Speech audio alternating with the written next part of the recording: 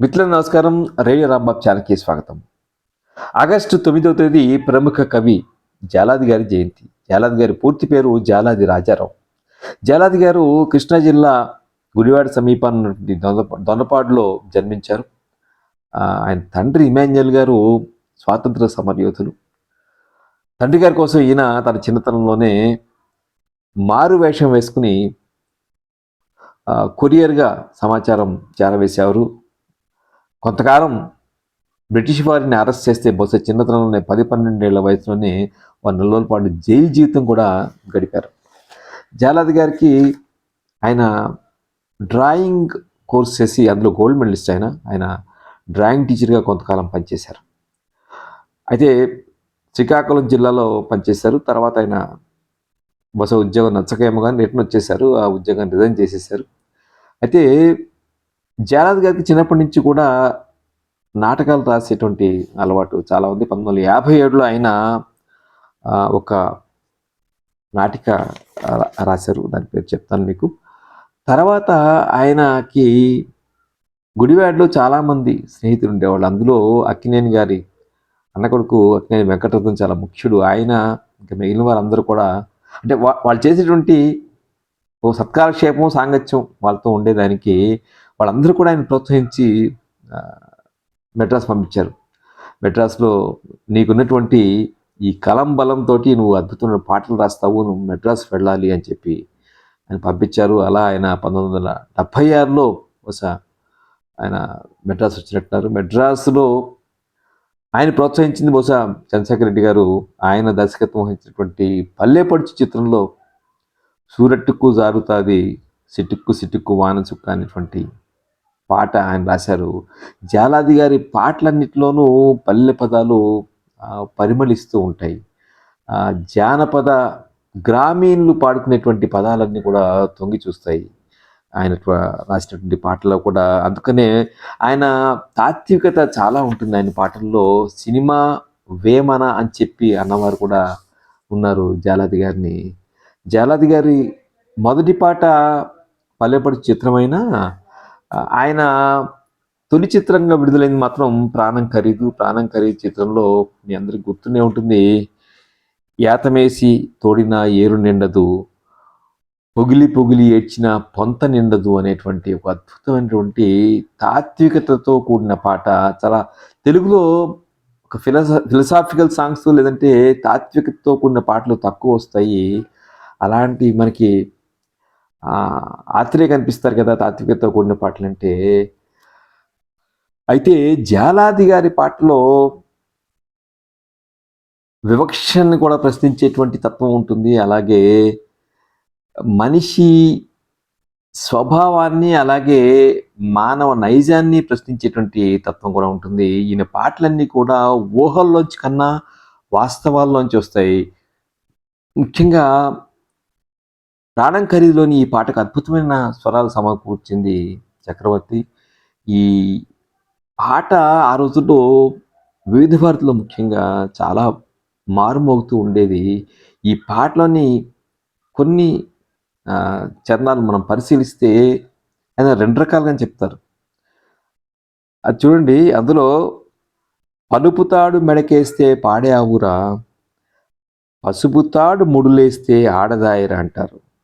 అదే శరణంలో ఈ పల్లవి ఇంకా కొనసాగుతుంది.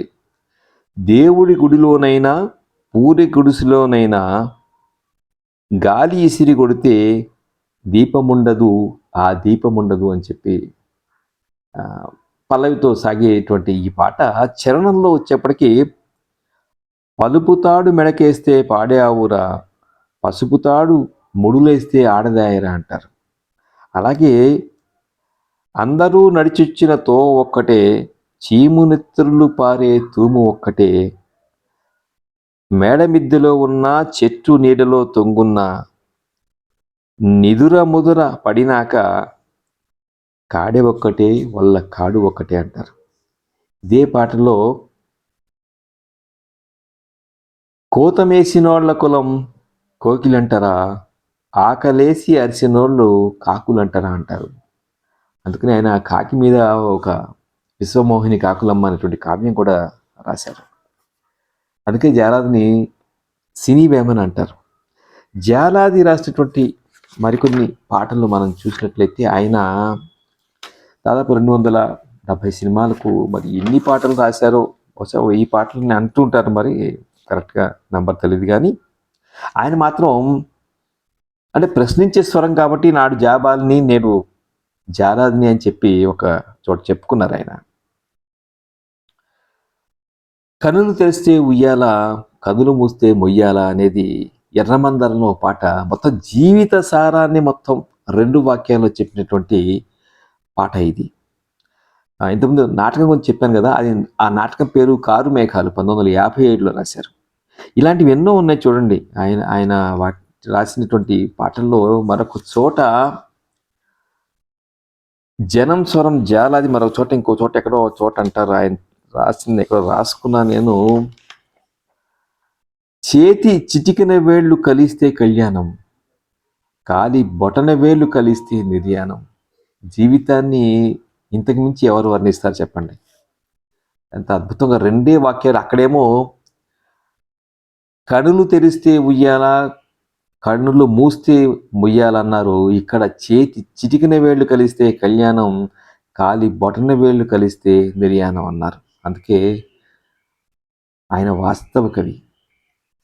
ఇక మనందరికీ బాగా తెలిసినటువంటి పాట దేశభక్తి చాలా ఎక్కువ జాలాది గారికి. దేశభక్తికి సంబంధించి ఆయన ఎన్టీఆర్ గారికి పుణ్యభూమి ఆదేశం రాశారు కదా మేజర్ చంద్రకాంత్లో. అలాగే బాలకృష్ణ గారికి ఏమో సుల్తాన్ చిత్రంలో రాశారు. జూనియర్ ఎన్టీఆర్ గారికి సుబ్బు చిత్రంలో రాశారు. 3 తరాలకి దేశభక్తి గీతాలు రాశారు.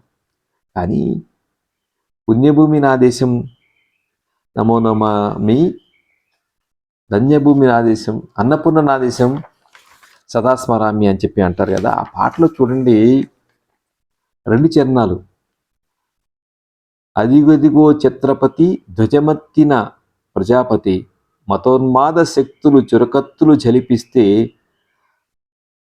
మానవతుల మాంగళ్యం మంట గలుపుతుంటే, ఆ క్షుద్ర రాజకీయానికి రుద్రనేత్రుడై లేచి మాతృభూమి నుదుటిపై నెత్తుడి తిలకం దిద్దిన మహావీరుడు సార్వభౌముడని శివాజీ గురించి చెప్తారు. తర్వాత చరణంలో మొత్తం 3 చరణాలు కదా. సుభాష్ చంద్రబోసు, వీరపాండ్య కట్టబొమ్మన, అల్లూరి సీతారామరాజు, ఛత్రపతి, ఈ నలుగురు గొప్ప వీరుల్ని స్మరిస్తూ రాసినటువంటి పాట అది. సీతారామరాజు దగ్గర వచ్చినప్పటికీ అదిగదిగో ఆకాశం భళ్ళును తెల్లారి వస్తున్నాడదిగో మన అగ్గిపిడుగు అల్లూరి అని చెప్తూ, ఎవడురా నా భరత జాతిని కప్పమడిగిన తుచ్చుడు, ఎవడా పొగరుబట్టిన తెల్ల దొరగాడెవ్వడు, బ్రతుకు తెరువుకు దేశమొచ్చి బానిసలుగా మమ్ము నుంచి పన్ను అడిగే కొమ్ములొచ్చిన దమ్ము ఎవడికి వచ్చెరా, బడుగు జీవులు భగ్గుమంటే ఉడుకు నెత్తురు ఉప్పునైతే, ఆ చండ్ర నిప్పుల గండ్రగొడ్డలి పన్ను కడతాది చూడరా అంటారు. ఇది జాలాది కలం. అందుకే ఆయన అనిపిస్తుంది, ఆయన జనం బాధ జాలాది అనిపిస్తుంది, జనం బాధను పాటగా చేసిన జాలాది అనిపిస్తుంది. అంటే ఆయన పాటలు దేశభక్తిని వర్ణించేటువంటి గొప్ప కలం అయింది. అలాగే పల్లె పదాలను పట్టుకుని గ్రామీణ నుడికారాన్ని పట్టుకుని రాసిన పాటలు ఎన్నో ఉన్నాయి ఆయనవి. ఆయన కొన్ని సినిమాలు మనం చూసినట్లయితే, ఆయన రాసినటువంటి సినిమాలు మనము